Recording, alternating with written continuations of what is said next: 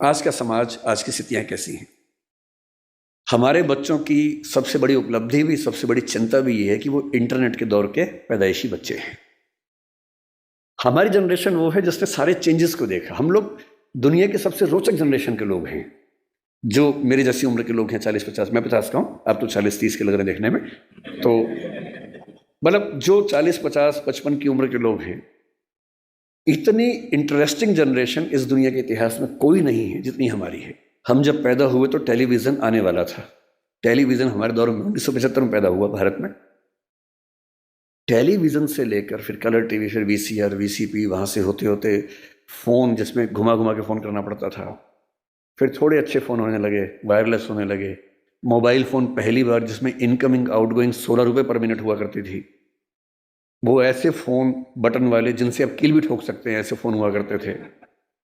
कितने साल के बाद पहली बार स्मार्टफोन आने शुरू हुए, फिर पता लगा कि फेसबुक भी कुछ होता है, फिर पता लगा व्हाट्सएप भी कुछ होता है, फिर पता लगा कि रोबोटिक्स भी होने लग गया है, फिर पता लगा आर्टिफिशियल इंटेलिजेंस भी होने लगी है। और आज हम उस बिंदु पर आ चुके हैं। मुश्किल से 2 साल की बात है, मशीनें अंतिम रूप से इंसान को हराने वाली हैं, हर मामले में हराने वाली हैं। जो खुशफहमी हम सबको हैं वो सब खत्म होने वाली बहुत जल्दी, मैक्सिमम 2 साल का समय है। अभी एआई आ गई है। जिस दिन एजीआई ठीक से आ गई, एजीआई का मतलब है आर्टिफिशियल जनरल इंटेलिजेंस, और एआई की दुनिया के सबसे बड़े धुरंधर सैम ऑल्टमैन ने कल ही एक इंटरव्यू दिया, कल या परसों में, और कहा है कि चैट जीपीटी 4, जिसको आप बहुत बड़ा समझ रहे हैं कि कमाल हो गया है, वो अगले 2 साल बाद हास्यास्पद मानी जाएगी। वो प्रिमिटिव किस्म की टेक्नोलॉजी है, इतनी हास्यास्पद मानी जाएगी कि इतना भद्दा काम भी क्या हमने किया था कभी। और आज हम चैट जीपीटी को देख के दंग रह जाते हैं। कुछ भी करना हो, फोटो बनानी हो, वीडियो बनाना हो, रिसर्च करनी हो, कुछ भी करना हो, आप चैट जीपीटी को ठीक से प्रॉम्प्ट दीजिए। मतलब मैंने कई बार ऐसा करके देखा। एक विषय पर रिसर्च करनी है, पहले मुझे दिन भर लगता था 24 घंटे रिसर्च करने में, अब 24 सेकंड लगते हैं, वो सब कुछ करके देता है। और आज से 2 साल बाद ये प्रिमिटिव होने वाला है, आदिम होने वाला है। उसके बाद तो पता नहीं क्या होगा। इस दौर में जो बच्चे पैदा हुए, जिनको जेन जी और पता नहीं क्या क्या आजकल हम बोलते हैं, जनरेशन जी है, जनरेशन वाई है, हर 5-7 साल में चेंज हो रही जनरेशन आजकल। ये किस दौर के बच्चे? ये पैदा होते हैं जैसी माँ थोड़ी परेशान है, बाप परेशान है, खट से उसको मोबाइल फ़ोन दे दिया, ये टेलीविज़न पे लगा दिया कोई अच्छा सा टीवी चैनल जिसपे वो सब आ रहा है, राइम्स आ रही हैं, अच्छी अच्छी वीडियो के साथ आ रही है, कार्टून फिल्म आ रही है। और बच्चे को पता लग गया कि एक मेरा बाप है, एक मेरी माँ है, और एक इन दोनों से ज़्यादा इंटरेस्टिंग एक और है, ये बड़ा सा, इस पर हमेशा बढ़िया चीज़ें आती हैं। ये तो कभी कभी गुस्सा करते हैं, ये वाला ज़्यादा अच्छा है, तो टीवी पे ज़्यादा उसको मज़ा आने लगता है। अब रात को सो रहे वहाँ तो टीवी भी नहीं है, तो फिर फ़ोन दे दिया, फिर बच्चा फ़ोन में। कई बच्चे आजकल ऐसे हैं जो किताब जब पहली बार देखते हैं, किताब पे ऐसे ऐसे करते हैं, क्योंकि वो जिस दौर के बच्चे हैं उनको अखबार पे, किताब पे, इतना ही नहीं, दीवार पे ऐसे करने लग जाते हैं, टेबल पे ऐसे करते हैं कि बड़ी क्यों नहीं हो रही टेबल, क्योंकि वो क्या करें, उसी दौर के बच्चे हैं। ये तो मजे की बात है कि अच्छा फ़ोन है, माँ की चिंता कम, बाप की चिंता कम हो गई, फ़ोन दिया, हम मस्त हो गए। लेकिन साथ में और क्या क्या आता है। इन बच्चों का खेलने का मन नहीं करता, क्योंकि इनके पास खेल से ज़्यादा रोचक चीज़ें हैं। मुझे अच्छे से याद है कि हमने पहली बार 5वीं 6ठी क्लास में जाके ऊट पटांग चीज़ें पढ़नी देखनी शुरू की थी स्कूल में। पहले क्या है, पेरेंट्स हैं घर में, पेरेंट्स के होते हुए हिम्मत नहीं हो सकती, ना दिमाग में कुछ आता था।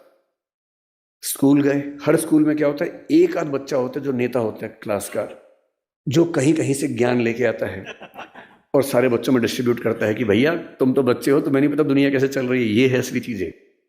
तो मुझे याद आता है कि शायद 6ठी-7वीं क्लास में पहली बार हमारी क्लास से एक छटा हुआ बच्चा था, कुछ किताब लाया था, कुछ फोटो वोटो थी उसमें ऊट पटांग सी, हम सब ने देखी, हम समझ भी नहीं पाए कि ये सब क्या है, पर ये हमें पता लगा कि इसको देखने से आदमी बड़ा माना जाता है, स्मार्ट माना जाता है। लेकिन तब भी क्या था कि एक रिसेस में, एक कोने में जाके 2-3 लोग बैठ के देख रहे हैं, और जैसे टीचर दूसरी जगह से भागे वापस। और इतना ही एक्सपोजर हमारा हुआ करता था। 12वीं क्लास हो गई, कॉलेज में आ गए, उसके बाद भी वैसा एक्सपोजर नहीं था कि आप बिगड़ने के लिए हमेशा तैयार हैं, ऐसा नहीं है। दुनिया बहुत कंट्रोल्ड किस्म की थी, रेगुलेटेड किस्म की थी। अब इंटरनेट की दुनिया है। आप जितने भी स्मार्ट माता पिता हों, आपके बच्चे आपसे ज़्यादा स्मार्ट हैं। और अगर आपको लगता है कि आप इंटरनेट और मोबाइल और डिवाइसेस में उनका मुकाबला कर पाएंगे, तो आप बच्चे हैं, नहीं कर सकते, वो हमारे बस की बात नहीं है। संभव नहीं। आप टाइप करते हैं मैसेज, एक एक उंगली ऐसे करते हैं, ऐसे करके आपको जैन टाइप करना है, जे, फिर देखा ए कहाँ, AIN, और वो फोन पे ऐसे टाइप करते हैं सामने देखते हुए, और गलत नहीं होता है, एक एक की सही दबाते हैं। आप उनसे मुकाबला करने का सोचते हैं, आपको प्लेटफॉर्म पता भी नहीं होंगे, वो उन प्लेटफॉर्म पे जाते हैं। 5 साल का बच्चा जब स्कूल जाने लगता है, उसी समय उसको पता लग जाता है कि क्या चीजें दुनिया में है, जो पहले पता लगती थी 15 के आसपास की उम्र में, 13 के आसपास की उम्र में। फोन आपने उससे दे ही रखा है ताकि हमें परेशान कम करे।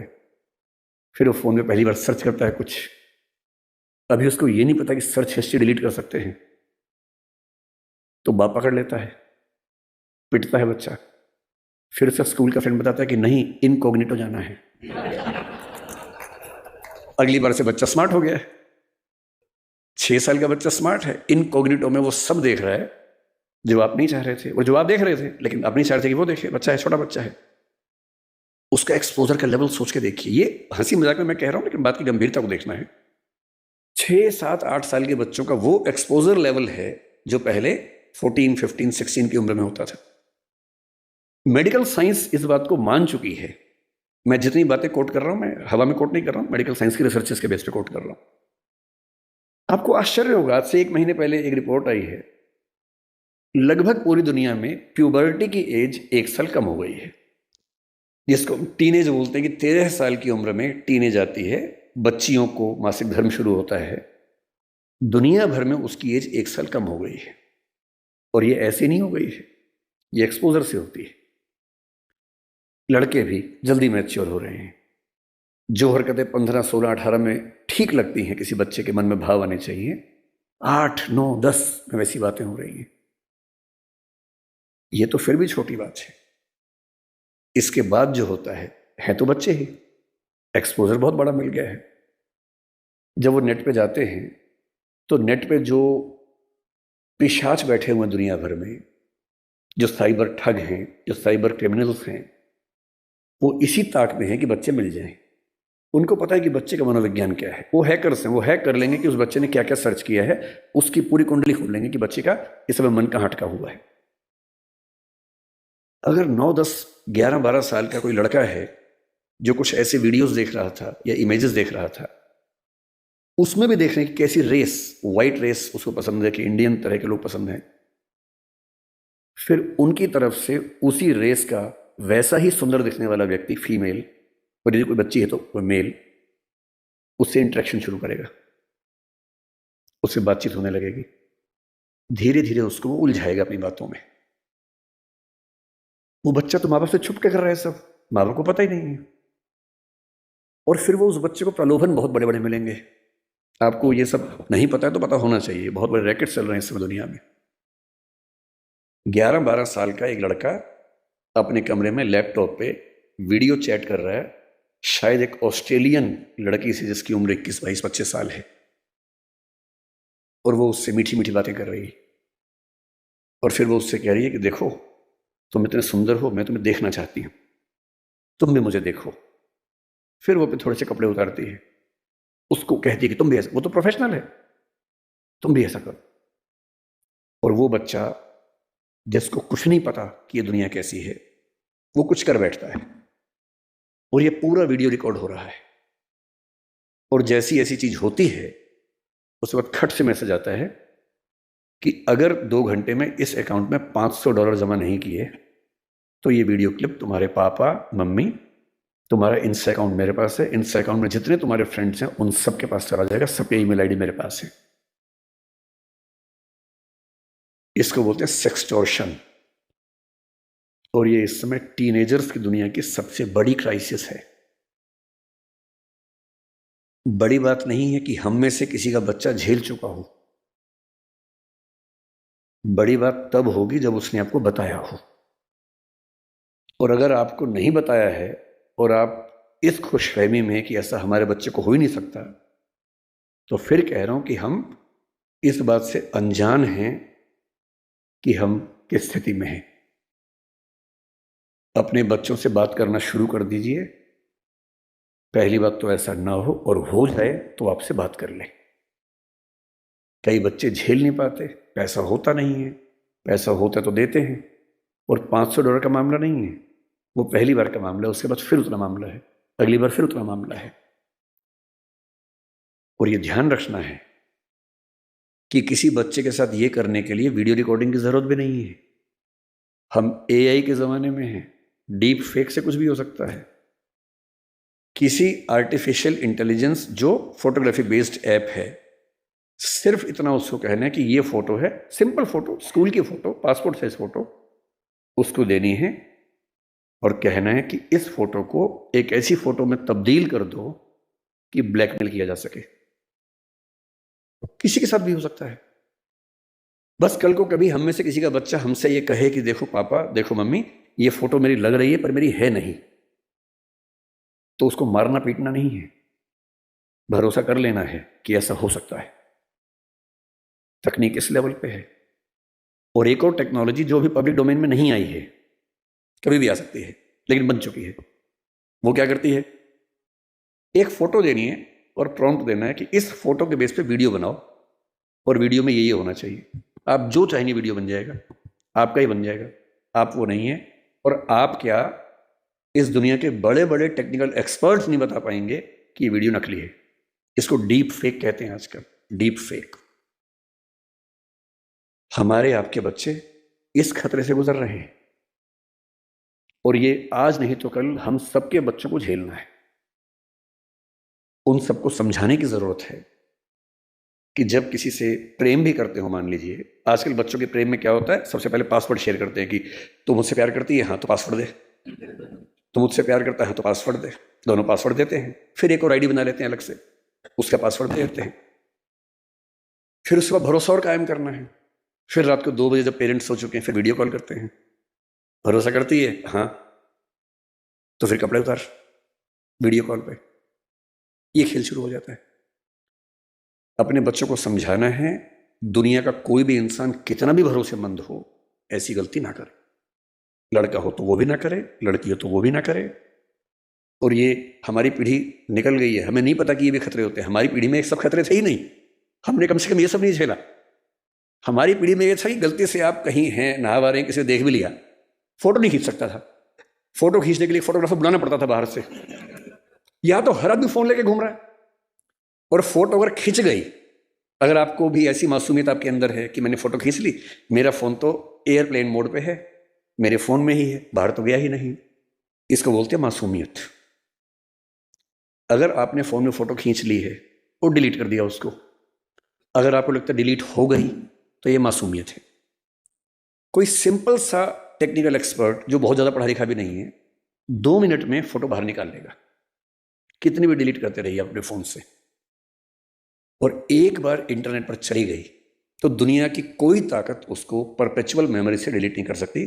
और दुनिया के इतिहास में जब तक दुनिया रहेगी, वो फोटो रहेगी, वो वीडियो रहेगा, कोई नहीं छिप पाएगा, कोई बच नहीं पाएगा। और जब बच्चे इस दौर से निकलते हैं, उनको एंजाइटी होती है, डिप्रेशन होता है, और उस समय उनको जरूरत होती है किसी ऐसे व्यक्ति की जो उनसे ठीक से बात करे, उनको समझे।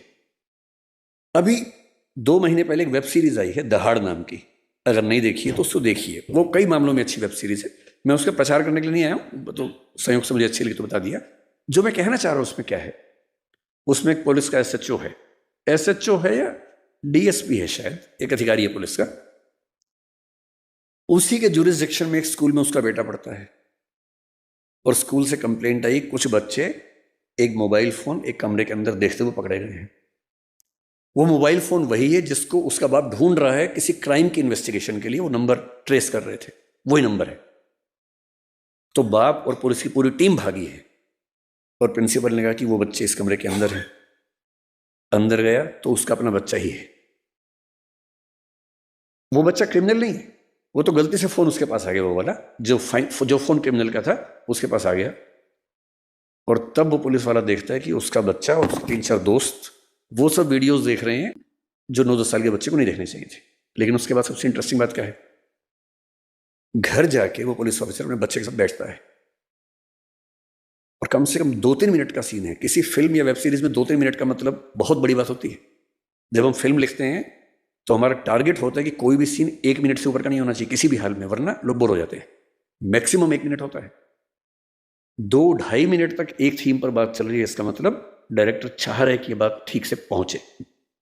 और बाप अपने बेटे को सिखा रहा है कि बेटा ये चीज़ें इस रूप में नहीं होनी चाहिए, इस रूप में होनी चाहिए, सही उम्र में होनी चाहिए। और तुम जो वीडियो देख रहे थे उसमें लड़की को ऑब्जेक्ट की तरह इस्तेमाल किया जा रहा था। लड़कियां ऑब्जेक्ट नहीं होती हैं, इंसान होती हैं। तुम्हारी माँ, तुम्हारी बहन भी लड़की है।